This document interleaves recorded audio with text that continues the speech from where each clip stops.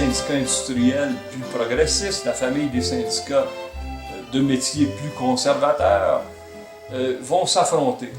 Et c'est ce qui va expliquer que Fernand Daoust, candidat à la présidence de la FTQ quand Roger Provost-Maire, est battu par Louis Laberge, et ensuite qu'il est battu par Gérard Rancourt comme secrétaire général en Congrès.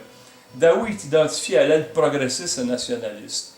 Nationaliste parce qu'il a été aussi président fondateur du Parti socialiste du Québec, avec les Chartrand, Vadeboncoeur, Émile Boudreau, etc.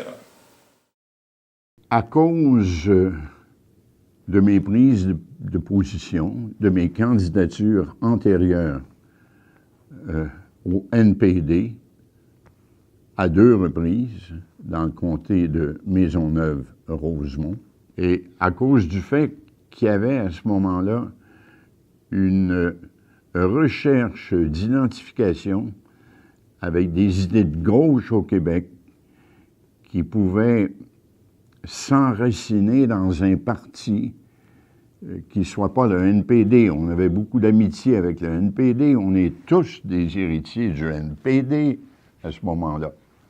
Mais on voulait un parti qui soit plus près des réalités québécoises qui commençaient ou qui continuaient à s'affirmer de plus en plus. Et d'où l'importance de créer une structure politique qui s'est appelée le Parti socialiste du Québec. C'est un parti social-démocrate qui n'a pas eu beaucoup de visibilité et qui n'a pas eu beaucoup d'adhérents non plus, faut-il le souligner, là. Tous les petits groupes qui militaient autour du NPD et qui souhaitaient que le NPD ait au Québec une image plus québécoise que pan-canadienne. Ben, les mentalités évoluent. Il y a beaucoup de discussions. Il y a une réalité politique. Le PQ vient de naître. C'est sûr qu'il y a une grande effervescence politique à ce moment-là.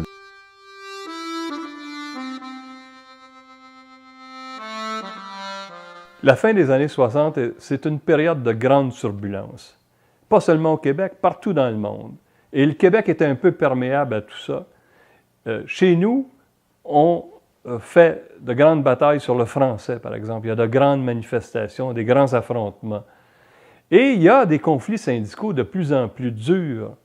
On a, au milieu des événements d'octobre et de la loi des mesures de guerre, on a des affrontements syndicaux dans des milieux de travail. Et ça culmine avec l'emprisonnement des chefs syndicaux. Quand on voit les présidents de centrales se faire emprisonner, on ne peut pas ne pas avoir un sentiment d'hostilité à l'égard de ceux qui sont responsables des gouvernements, des ministres responsables. Bon, écoutez, là, c'est de faire payer lourdement à des individus pour l'exercice de droits collectifs. Ben non, ça, écoutez, là, on peut pas ne pas être bouleversé. Je peux être poli et réservé, mais de là à ne pas tenir compte, ne pas avoir dans l'esprit que ces gens-là n'ont pas été corrects, ont été des instruments au service d'un pouvoir qu'on a dénoncé. Non, là-dessus, non. Pas obligé de sauter dessus et les égorger. Je ferais encore plus de prison que ceux qui ont été mis en prison, mais non. Ça se pardonne pas. J'ai pas d'amis de ce côté-là. J'en veux pas non plus, là. Je cours pas après non plus. Non.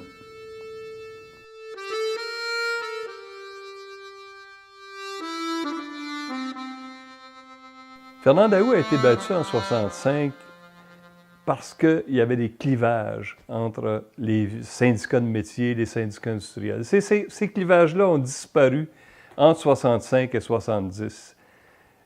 La FTQ a changé. Fernand Daoust n'a pas changé. Lui, il reste un syndicaliste, progressiste et nationaliste. Mais en 1969, c'est le candidat qui s'impose parce que c'est à ça que ressemble la FTQ.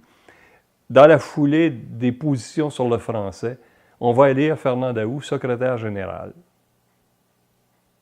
Président de la FTQ, c'est un des postes les plus imposants qu'on puisse imaginer à cause du fait qu'on est le porte-parole de centaines de milliers de travailleurs et de travailleuses. Et quand on s'exprime, on reflète ce que ces gens-là pensent et qui n'ont pas les moyens d'exprimer à cause du fait qu'on ne peut pas tous être, évidemment, en période d'autorité et de représentativité. Alors, il faut avoir l'humilité du poste en pensant qu'on représente des gens qui n'ont pas de voix, ou très peu de voix, mais que c'est l'ensemble de toutes ces voix-là réunies qui confère à celui qui va exprimer les points de vue de ces dizaines de milliers sur tel ou tel sujet, là. C'est pas à chaque fois qu'il parle, là, tout de même. Bon. Mais sur des sujets importants qui mettent en cause les réalités fondamentales de notre société, il y a une très grande responsabilité à cause des mandats qu'il détient, à cause de la représentativité qui est la sienne. Il doit être écouté avec respect, sans nécessairement parce que ça vient du président de la FTQ ou du président de la CSN. Là, il faut s'écraser. Non, non, non, une minute, là. Quand c'est des choses sérieuses, là, attention, là, bon. Quand on fait un appel ou qu'on a une rencontre ou qu'on se prononce sur tel ou tel sujet, on se dit, là, c'est au nom de ceux et de celles que je représente. C'est pas mon nom personnel. Bon.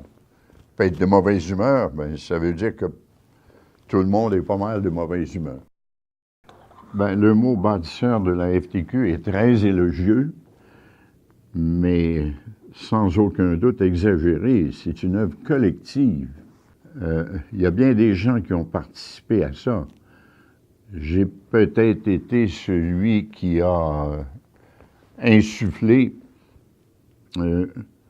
ce dynamisme-là, m'appuyant sur la réalité québécoise à toutes les équipes, tous ceux qui m'entouraient, à la FTQ. C'est une œuvre collective. On ne peut pas parler d'un seul homme ou d'une seule personne qui l'incarne. C'est véritablement un groupe d'hommes et de femmes, chacun et chacune avec ses talents, ses qualités.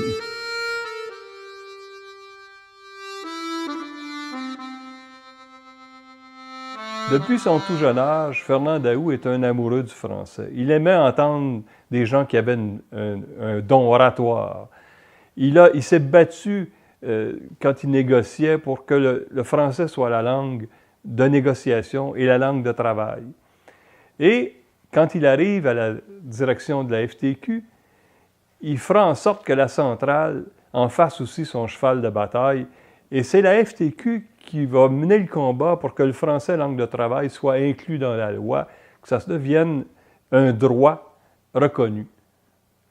La FTQ, à cause de sa composition et à cause de la réalité syndicale et linguistique du Québec, il y a toujours eu une préoccupation marquée à l'égard du français, langue de travail. Un travailleur québécois francophone qui travaille dans une usine ici au Québec, que ce soit dans des centres très francophones ou des centres comme Montréal où il n'y a plus d'anglophones, le travailleur francophone, il souhaite travailler dans sa langue. C'est sa langue à lui. Bon, il n'y a rien de plus normal. Alors, de ce côté-là, du côté de la FTQ, il y a toujours eu des revendications marquées, des affirmations très nettes à l'égard de la langue de travail qu'on souhaitait partout au Québec être le français. J'essaie de me souvenir de ces imposantes multinationales ou compagnies nord-américaines, j'en connais fort peu, où la direction de la compagnie affirmait l'importance du français dans ses relations avec ses travailleurs. Bon. Les compagnies n'ont jamais fait de bataille là-dessus. Pour eux autres, c'était l'ordre normal des choses, on vit en Amérique, on vit au Canada, c'est l'anglais. C'est un syndicat dans la boîte qui se débrouille et qui fasse les batailles qui s'imposent. Il ne nous le disait pas, puis il ne le souhaitait pas non plus. Mais il appartenait au syndicat de s'affirmer. Du côté des syndicats de la FTQ, il y a eu ici et là des batailles pour affirmer le droit de négocier en français. Même quand des membres en assemblée syndicale sont parfois majoritairement anglophones, on demandait malgré tout de signer la convention collective de travail en français. Il n'y a pas rien que la négociation. Il y a les relations de travail dans tous les sens du terme. Il y a les griefs qui sont rédigés, puis soumis, puis défendus dans l'entreprise. Pour moi, c'était un droit qu'il fallait affirmer de toute façon dans tous les milieux, en fait, les milieux syndicaux, surtout au moment de la négociation de la convention collective de travail.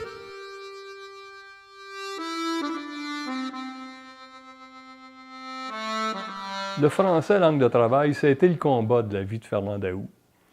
Mais ce qui est ignoré et ce qu'on connaît moins, en d'autres mots, c'est toute son action de construction interne de la FTQ. C'est un véritable bâtisseur. C'est un peu grâce à lui que les services se sont structurés. C'est lui qui a recruté les gens pour les bâtir, ces services-là, qui a trouvé les sous à un moment où la FTQ n'en avait pas, pour les construire, les rendre permanents. Et c'est ce qui a fait que la FTQ a consolidé ses liens avec ses syndicats affiliés et est devenue publiquement ensuite une force sociale et politique. Si ça n'avait pas été construit de l'intérieur, ça n'aurait pas pu reposer que sur des déclarations et des prises de position publiques. C'est parce que la FTQ était une réalité. Et cette réalité-là, on la doit en grande partie à Fernand Daoust. Tout comme, par la suite, la FTQ s'est imposée en mettant sur pied le Fonds de solidarité. Si elle n'avait pas eu la crédibilité que lui a donnée ce bâtisseur de la FTQ, elle n'aurait pas pu créer un Fonds de solidarité. L'idée d'un Fonds de solidarité nous est venue de ces expériences que nous avons vécues, entre autres, ces quelques personnes ici et là, quelques personnes, des dizaines, parfois des centaines, qui ont dû mettre leurs mains dans leurs poches pour faire vivre une entreprise en déclin. Je pense entre autres à Tricophile, qui a donné naissance à cette idée d'un fonds de solidarité qui a pris forme.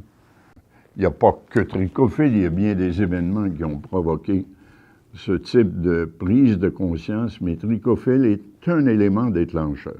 C'est d'abord cette usine de Saint-Jérôme qui a connu des déboires incroyables sur le plan économique, mais qui a suscité chez ceux qui y œuvraient, les travailleurs, les travailleuses, de grands mouvements de solidarité. L'usine a pris une certaine importance, entendons-nous, là, ça s'est effondré, mais ça a été un moment déclencheur dans l'esprit de bien des gens à la FTQ et chez un tas d'intervenants qui suivaient l'expérience de Tricophile. En fait, tout le monde a tenté de se faire la main un peu par des expériences comme Corvée Habitation, Tricophile et de multiples fermetures d'usines ici et là qui ont peut-être eu moins d'importance dans l'opinion publique, nous ont incités à investir du capital de risque, comme on dit, dans des petites et moyennes entreprises québécoises et peut-être des plus grandes éventuellement, pour leur permettre de prendre leur souffle de vie dans certains cas, leur essor dans d'autres cas, en vue de la création d'emplois et de richesses. Long cheminement s'appuyant sur des expériences multiples, provoquant des discussions à l'intérieur de la FTQ, inévitablement de ces syndicats.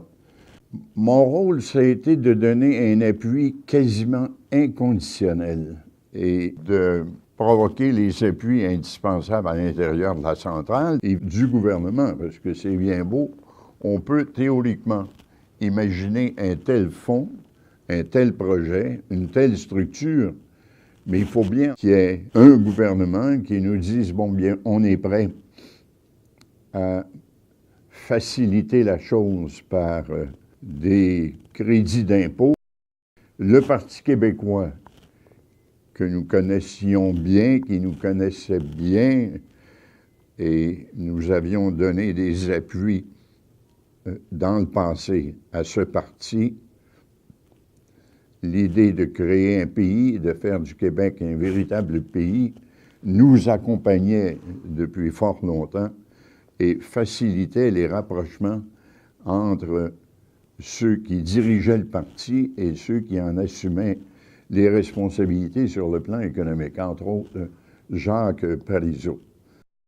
On n'aurait pas imaginé, il y a 30 ou 40 ans, qu'un tel projet puisse naître à l'intérieur d'une centrale syndicale, compte tenu du rôle même d'une centrale syndicale à l'intérieur d'un pays, qu'à un moment donné, un tel fonds de solidarité ait pu prendre forme et devenir ce qu'il est devenu, un réservoir d'expérience incroyable sur le plan du fonctionnement économique des entreprises et par voie de conséquence, fonctionnement économique du Québec ne peut qu'être bénéfique pour l'ensemble de ceux qui font partie de cette centrale et pour l'ensemble du Québec. C'est pas rien, là. Il m'arrive assez souvent de rencontrer des syndicalistes de différents pays et à chaque fois qu'il m'est donné d'expliquer l'histoire du Fonds de solidarité, les syndicalistes, ils sont toujours pas étonnés, mais je pense qu'ils n'en reviennent pas eux-mêmes de réaliser à quel point cette structure qui était le Fonds de solidarité était la création d'une centrale syndicale militante. Ils n'en reviennent pas. Il y a parfois des oppositions idéologiques et je dis, mais qu'est-ce que c'est cette histoire-là? Mais vous êtes en train de nous dire qu'investir dans des entreprises, ce n'est pas contradictoire avec le rôle du mouvement syndical, mais plutôt complémentaire et qu'on devrait s'ouvrir au bon fonctionnement des entreprises. Plus on leur explique le rôle d'un tel organisme, tout ce qui découle de la présence du Fonds de solidarité dans une entreprise, la formation économique, la prise de conscience du fonctionnement d'une entreprise, ils sont toujours émerveillés de voir à quel point cette idée-là a pu avoir beaucoup de succès au Québec. C'est pas simple, remarquez, là, j'en parle, et quand on donne toutes les explications à ces gens qui viennent nous voir, c'est pas simple. Il y a d'autres organismes au Canada qui ont tenté de faire la même chose avec d'immenses difficultés et peu de succès encore, parce qu'ils n'ont pas suivi les règles du jeu ou tous les détails que nous avons imaginés au Québec, inventés pour le bon fonctionnement d'un tel fonds de solidarité.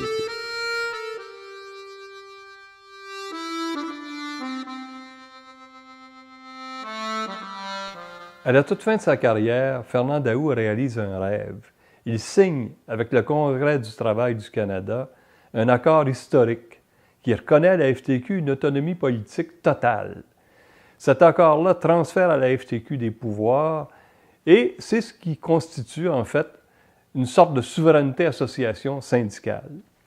Fernand Daoust est quelqu'un de fidèle et de constant. Fidèle à son organisation, constant dans son engagement.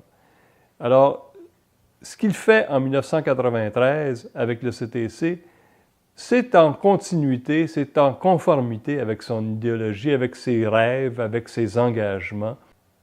Constant et fidèle, Fernand l'a été avec la centrale, il l'a été avec ses collaborateurs, avec tous ses camarades syndicalistes, Et ils le lui ont bien rendu parce qu'ils lui ont été aussi fidèles et qu'ils l'ont soutenu tout au long de sa carrière. Je peux tout de même pas passer mon temps à pleurer dans ma bière ou sur mon sort. Alors, ici, bon, j'ai un bureau, on m'accueille, on me laisse un bureau. Ça me permet de garder des liens, d'avoir des contacts, de voir un peu ce qui se passe. Ça me permet de sentir qu'il y a des attaches, qu'il y a des liens. Là. Bon, je me sens pas étranger. Oui, ça me manque, oui. Je suis avec beaucoup d'intérêt et parfois de passion. Tout ce qui se passe dans les structures de la FTQ et du mouvement syndical en général, mais de la FTQ, les déboires que connaît tel ou tel groupe m'affectent, les victoires et les bons coups que fait tel ou tel syndicat ou tel groupe m'enchantent. C'est ma famille, qu'est-ce que vous voulez? C'est ma famille. J'en ai fait partie pendant très longtemps. C'était un choix véritable, là. Il n'y avait pas d'autre chose que d'un choix que j'exerçais. J'avais fait le choix d'être là. C'est le militantisme, c'est les syndicats de la FTQ. Il y en a qui sont extraordinaires à tout point de vue, et il y en a d'autres qui sont plus moyens, mais il n'y a pas de mouton noir, ou du moins, il n'y en a plus. Non, mais il n'y a pas. C'est une belle centrale, c'est un beau groupe, et puis c'est véritablement la classe ouvrière, là, enfin, les travailleurs, les travailleuses, évidemment, il y a col blanc, col bleu, mais ça, c'est la même chose un peu partout, mais la FTQ, c'est pour moi la grande centrale québécoise, avec ses aspirations, avec son fonds de solidarité, avec son esprit innovateur.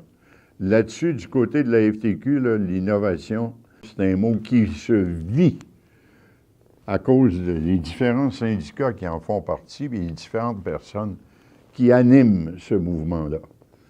Alors, pour moi, c'est la grande centrale québécoise avec tout ce qu'elle a pu provoquer de prise de conscience au Québec. Aussi bien sur la question nationale, il ne faut pas oublier que la FTQ a manifesté son appui à la souveraineté, l'indépendance du Québec, imaginez-vous, avec des syndicats nord-américains qui en faisaient partie, avec des liens canadiens qui caractérisent ces syndicats-là. Voici la FTQ qui se déclare en faveur de la souveraineté du Québec. Mon Dieu, il faut le faire. Ça, là, c'était tout à fait à sa gloire, puis à sa grandeur dans une certaine mesure. Et je pense que la FTQ a su, dans l'opinion publique, au moment des grands gestes qui ont été posés à l'égard du devenir politique du Québec, a joué un rôle et continuera d'en jouer un. J'éprouve beaucoup de fierté. Je ne veux pas sombrer non plus dans l'autosatisfaction. Non, mais oui, beaucoup de fierté, bien heureux, bien content, bien entouré, bien appuyé. Chapeau bas à cette équipe où hommes et femmes avaient beaucoup d'affection pour la FTQ, pour son président Laberge, surtout, puis Fernand Daoust encore plus, ben ça, moi, ça comme ça.